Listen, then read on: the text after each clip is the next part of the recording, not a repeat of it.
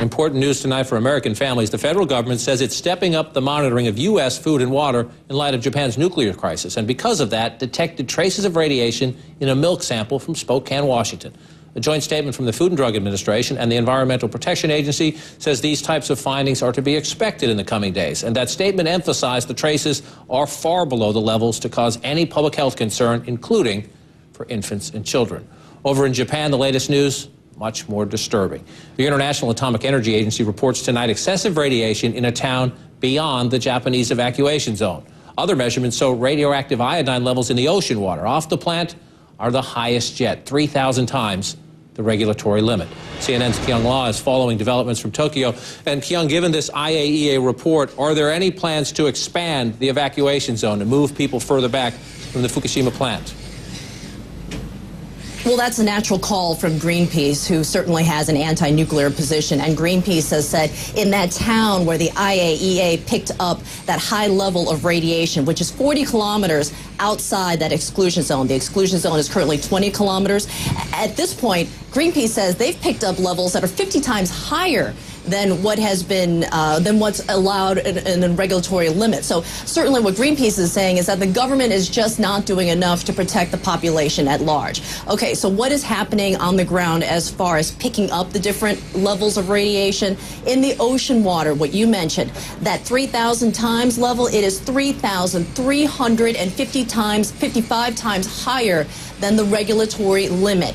Japan's Nuclear Safety Agency says at this point that does not pose any sort of significant threat to marine wildlife, but it certainly does raise an alarm here. And part of the question is where is this radiation coming from? Is it airborne? Is there a leak inside the plant? At this point, the plant just doesn't know. Why? Because there is radioactive water in the plant in places where it should not be. Workers cannot step into this radioactive water to eyeball if there is a leak. And the radioactive water is in places like a tunnel which houses some electrical wire. So until they get rid of that radioactive water, they simply don't know where this leak is, if there is indeed a leak. So today the effort will focus on getting rid of that radioactive water. But again, that is easier said than done. The containment tanks are already full, John. They've got to drain those first. And as we watch that and we pray that there's progress made there, we're also watching more broadly the recovery effort. And you visited a small town in northern Japan that just graduated some of its youngest residents. Let's take a look and listen to what you found. In nearly every way, this appears to be your average grade school graduation, until you look closely at the children, all wearing donated clothes, and you listen to what they sing. A song for their destroyed school, parents grieving lost spouses and grandparents, homes and much of their town lost when the tsunami ripped through Osuchi. In the crowd, mother Yukari Mokushi, whose daughter is among today's 6th grade graduates, but her husband, he's missing, she says. My daughter is graduating and I want him to be here.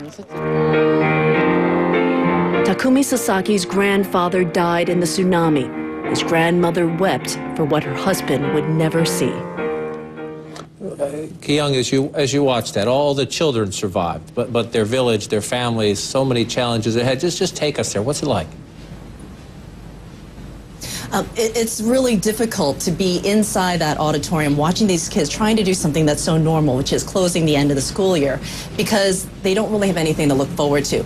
They aren't going to start the school year on time. They don't know where they're going to go to school. In fact, they don't have houses to live in. A lot of those children are living in that same auditorium. They're sleeping on blankets. They just don't have anywhere to go. Some of those children have lost parents. Many of them have lost grandparents. It is much easier to find someone who has lost a family member than to find someone who has remained intact, where everyone has survived. So the amount of heartbreak in this just one sliver of this one place in northern Japan is just simply heartbreaking.